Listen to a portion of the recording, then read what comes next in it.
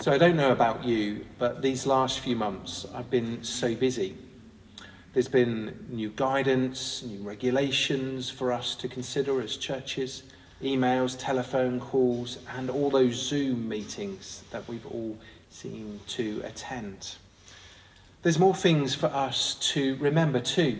Every time you go out, not only have you got to remember your car keys, your wallet and your telephone, but you need to take your face mask and your hand sanitizer too. There are piles of papers on my desk that I haven't dealt with yet, and I'm sure everybody is in the same situation. We're feeling tired, and some people are feeling exhausted. Ironically, just recently I signed up for the Big Church Reads. It's a kind of book club, online book club, and the book that we were asked to read was this one, The Ruthless Elimination of Hurry. But I didn't have time to read it. So when we rush or we're hurried, when we're busy, tired or anxious or even distracted, we can often miss invitations from God. Just like those who were invited to that wonderful wedding banquet in the parable, we too can miss those simple invitations from God. Perhaps a request from a friend, a cry for help, or a neighbour in need. God's inviting us to respond. And in church too, we can be too busy. We can miss the opportunity to be creative or innovative because we're just too busy running our churches or trying to keep church life going. We can be too busy.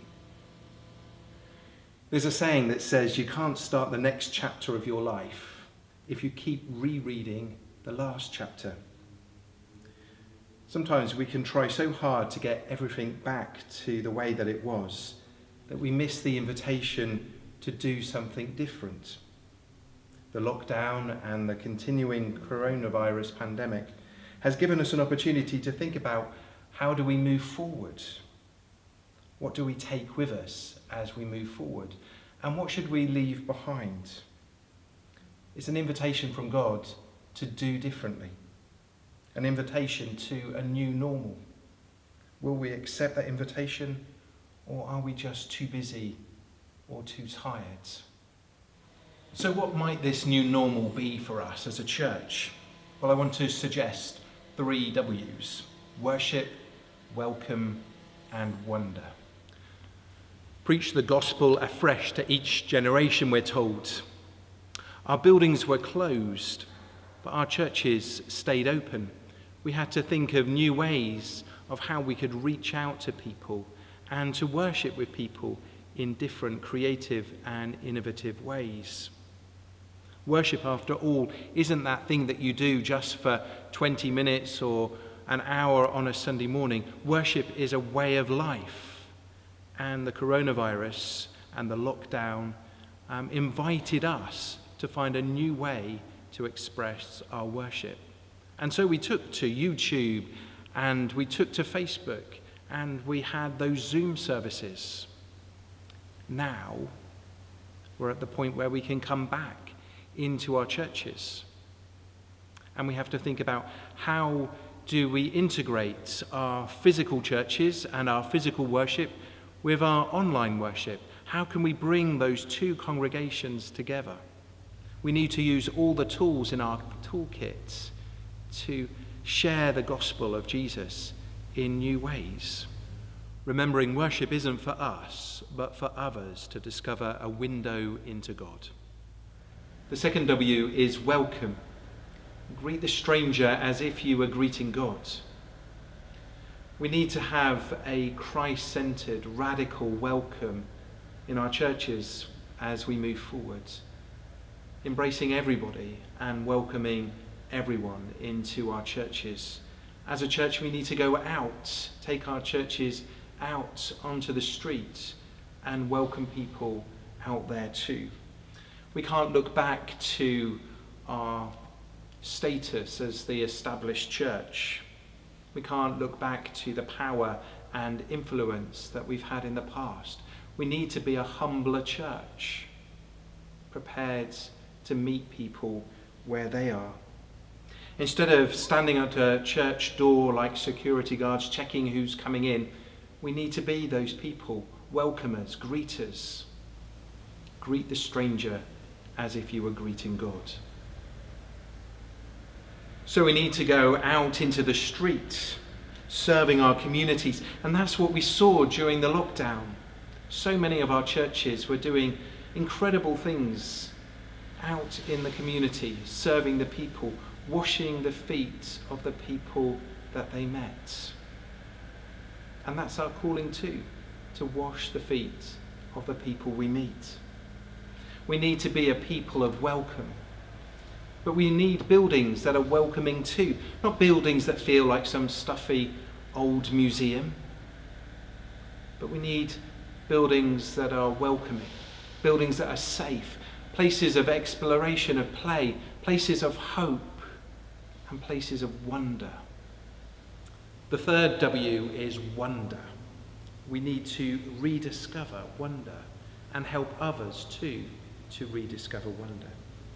We're perishing for the lack of wonder, not for the lack of wonders. Imagine seeing the world through a child's eye. They don't see a pothole in the road. They see a puddle they can jump in with excitement. Or when you're walking out in the autumn, see the wonder of the changing leaves, the colour, the beauty. We need to rediscover wonder. And part of this rediscovery of wonder is about meeting people where they are. And that's exactly what Jesus did. He didn't call people to go to church and then just preach at them. He met them on a seashore and showed them how to fish. He sat them down and told them stories and helped them to wonder. So if we go back to the gospel reading from Matthew 22, the parable about the wedding banquet, there were some who were too busy to accept the invitation, had too much going on in their lives. And then there was the last character in the parable, the guy who didn't change but still took up the invitation. What happens if we're that person who doesn't want to change? We find ourselves in this time of change, of transformation, of turmoil, of chaos, and we need to embrace this time and this change. John Henry Newman said, "To live is to change, and to be perfect is to have changed often." All of us are busy. All of us are probably feeling tired and exhausted. But God is giving us an invitation at this time, an invitation to change. And I wonder what the church, the people of God, might look like if we truly were people of radical welcome. If we were people that worship not always in the ways that we enjoy and find comfortable, but worshipped in a way that invited others to discover something about God. I wonder what it would be like if we were people who accepted the invitation from God and attended the banquet. But more than that, if we were people that shared our invitation with others so that they too could discover the wonders of God. Amen.